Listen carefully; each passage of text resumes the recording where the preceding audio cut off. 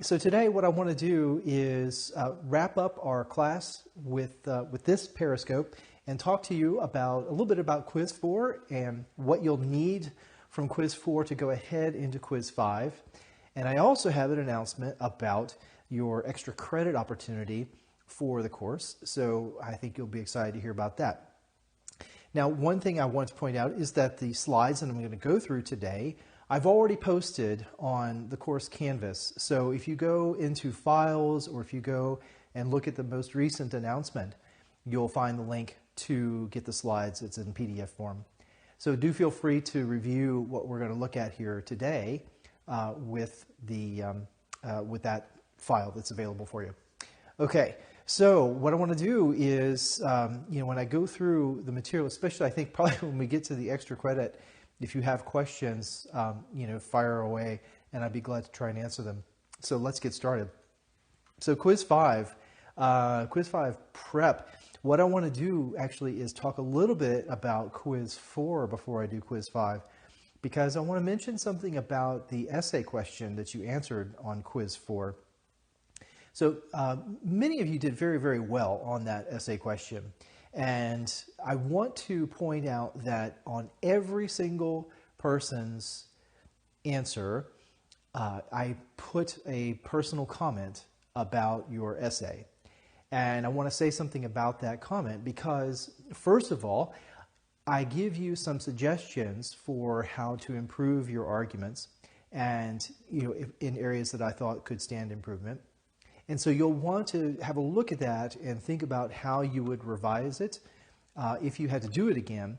But instead, what I want you to do is think about how either not to make the same mistake or how you need to revise your arguments to deal with the issue that I raised or issues that I raised in the comment for your essay questions on Quiz 5. So that's the main reason I want to emphasize that you should have a close look at that comment.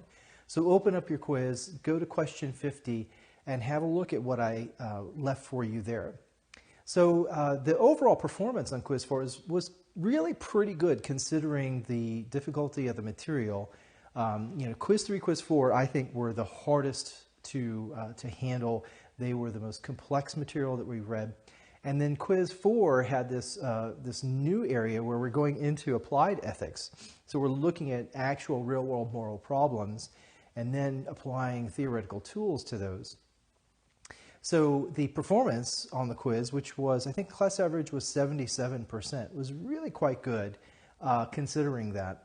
And what is encouraging also about it is that so many of the scores were skewed to the high end. So even though the average was 77, it wasn't like a bell curve. It was more flat. So it was like from, 68, 70 all the way up to 100, pretty even distribution. That was interesting.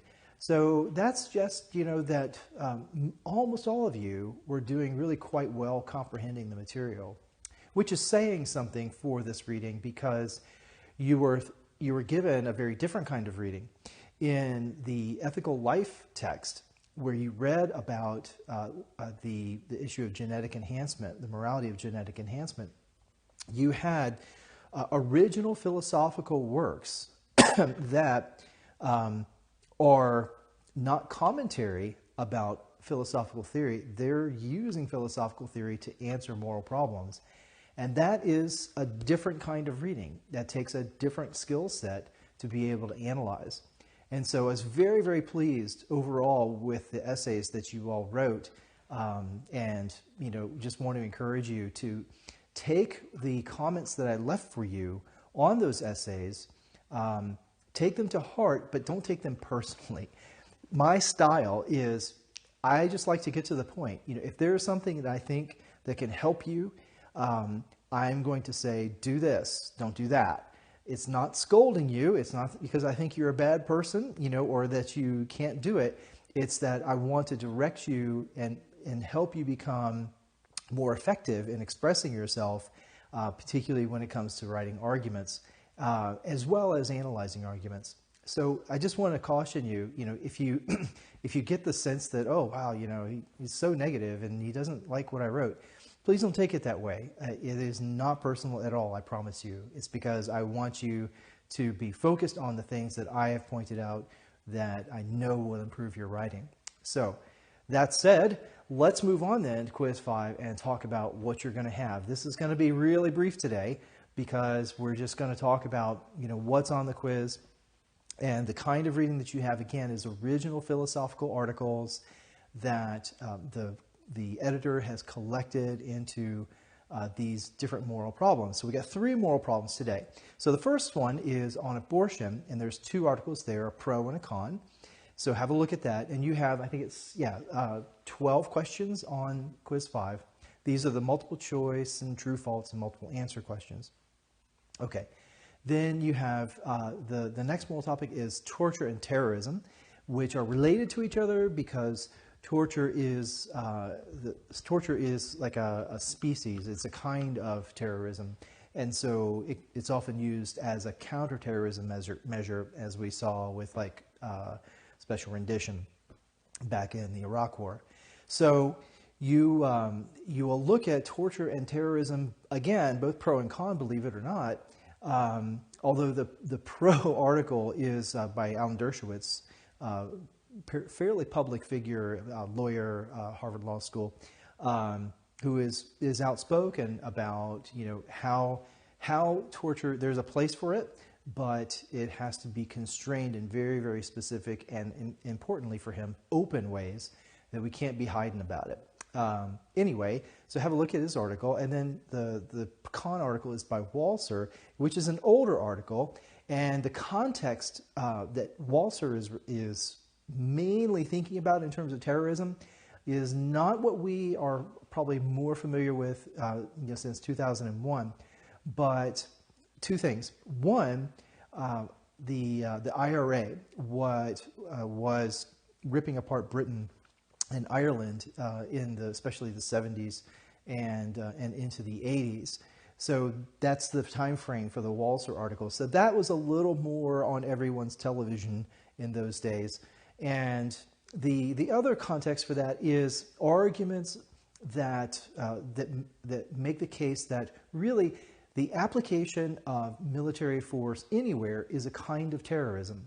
And so that argument was being discussed within the context of nuclear proliferation and the Cold War. So have a look at Walser's article, understanding that context, and then that's the middle one there, the chapters 24, 25, 13 questions on those articles. And lastly is the moral treatment of animals. So what is the moral status of animals? And you have not so much a pro and a con argument, but 2 different visions of how animals have moral status.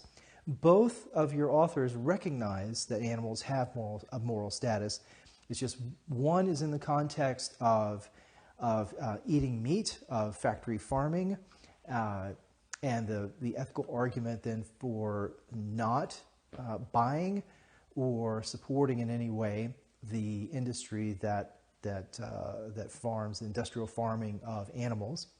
The other is looking more in terms of the arguments about vivisection, which is the medical experimentation on live subjects, where animal testing is involved, say in a wide variety of consumer products. There's a lot of material that's been produced about that. Tons of videos you can see if you want nightmares. But so there's 2 different kinds of contexts for how humans treat animals and the moral status then of animals. But they can be helpfully compared. So do have a look closely at those. Again, you got 13 questions on those readings. So those are our final readings for the class. Yay! And those are your questions that are going to be on quiz 5 then. So just to break it down, and here's where I need to make a little asterisk. The Quiz 5, 100% of Quiz 5 is going to be the top questions. It's going to be the multiple choice, the multiple answer, and the true-false questions. That's going to be your Quiz 5 score, those 35 points. Now, when you open up the quiz, it's going to say 50 points, and that's because there are 3 essay questions there as well. But your Quiz 5 score is just going to be scored on 35. So I'm going to change the point value for that quiz. So don't be thrown off when you take the quiz. So when you take the quiz, you know that it requires the instructor to score the essays, right? And so when you take the quiz and you submit it, you are getting the feedback score that you get is how you did on the questions that can be scored automatically. And so that is going to be actually your Quiz 5 score. So you will know when you complete Quiz 5 what your score is on it. So what about those essay questions then? If they're not counted as part of Quiz 5, what are they? They're extra credit. So here's how that's going to work. What I'm going to do is grade your essays if you choose to do them. So I guess I should start with that. So the essay questions on Quiz 5 are optional. You do not have to do them to get 100% on Quiz 5. If you do the essay questions, then you will be given the point values over and above 100%. So that's a 15 additional points that you can earn. And I was doing the math, and I think that works out to be something like 140% that you could get on Quiz 5 then. That's what the score will eventually look like when you submit the quiz and after I've graded the essay. Okay, so the way this works is if you do the essay questions, those are extra credit. You don't have to do them, but if you do them, they will bump up your grade from just the raw scores that you've had so far. Okay, so if you look here, what you have then are the 3 essay questions and then the points, how those are going to work. So here's the thing I want to underscore for you. Don't be thrown off by the scoring that Canvas tells you for Quiz 5. I will take care of making sure that it follows this this formula here, okay? So when you take the quiz, if you decide, I'm not going to do the essay questions, that's fine. That's your choice. No extra credit for you. Your score will be what you get when the computer scores it.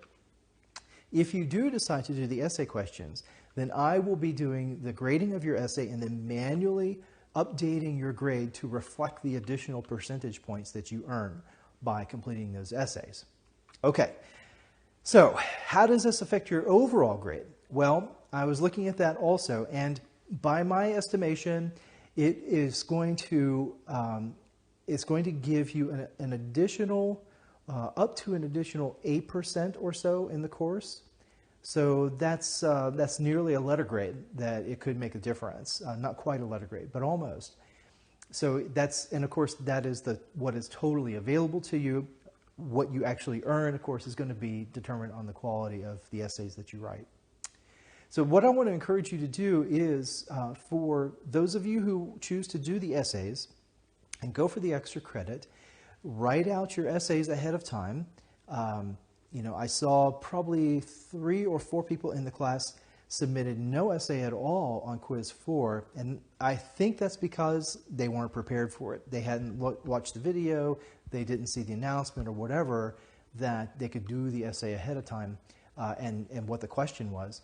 So I'm going to give you the questions that are going to be on Quiz 5 that are the extra credit questions.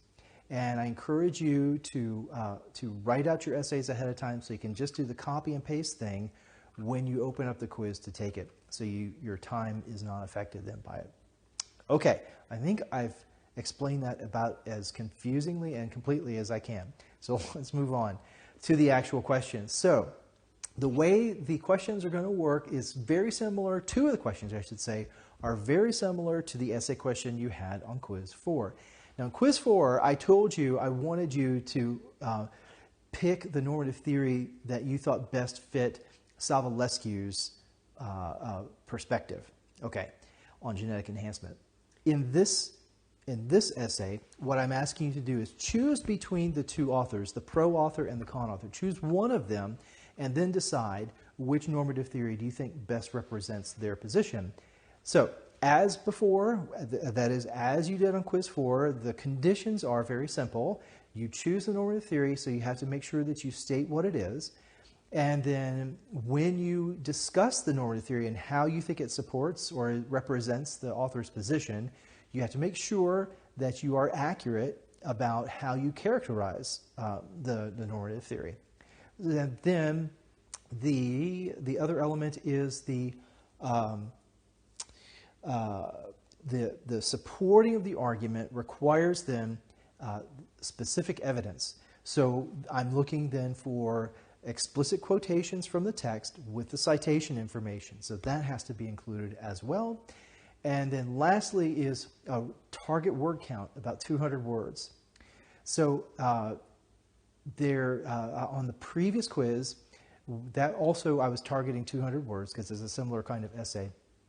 But some of you turned in a word count much, much too low. And so there's really no way to develop an argument if you only have 100 words or 130 words, even 150, it's going to be hard. So the 200 word count is, based on my experience, this is about what the kind of content or the quantity of content that you're going to need to establish a response to this question. So the content of the argument, is approximately 200 words. Requires explicit quotation, citation information. It requires that you represent the normative theory accurately and apply it to the reading. And yes, so that's very similar to what you did on quiz 4. That's what I'm saying. Okay, next. Okay, this one is different. This is the essay question that appears at the end of the questions on torture and terrorism. And so if you look at this one, it is asking you whether Dershowitz's position, that's the second reading, whether it corresponds to the last resort excuse that Walzer outlines in his essay. So this essay is going to require you to work with both articles. You're going to have to quote from both. And so the length of this one is going to be a little longer for that reason. It's going to be, I'm saying the target should be about 300 words. And then what you're responding to is, do you think it fits, do you think Dershowitz's article corresponds to the last resort excuse? If you do, then, let's see, what did I say? Yeah, so if you do, does Dershowitz avoid Walzer's criticism of that position? Because Walzer thinks the last resort excuse is no good. All right, if you don't think that Dershowitz's position corresponds to the last resort excuse, then which of the excuses, if any, do you think his position does correspond with? All right, so that's what you have to do. You have to figure out, how does Dershowitz's position fit into, how is it captured by the kinds of excuses that Walzer discusses in his article? Okay, so there you go. And then the last one is similar to the first one we talked about today. And this is asking you to look at the two authors, choose one of the authors, either Norcross or Fry, on the topic of the moral status of animals. And again, a 200-word question, or 200-word essay, sorry. All right, well, that is the end of the essay questions. Again, these slides are available for you to review the questions on the Canvas, course Canvas, so do feel free to access them there, download them. And if you have any questions about the content of the quiz, the readings themselves, any questions difficulties that you're having with that, of course, contact me. I'd be glad to go over that with you, explain anything that I can. And if you have any questions about the comment that I left for you on quiz 4, by all means, get in touch with me about that. And if you have any questions before you submit that final quiz, by all means, give me a shout. All right, gang. Well, thanks again for tuning in, for watching this replay, and I wish you all the best on doing this quiz. And I'll be seeing you another time. Take care and good luck.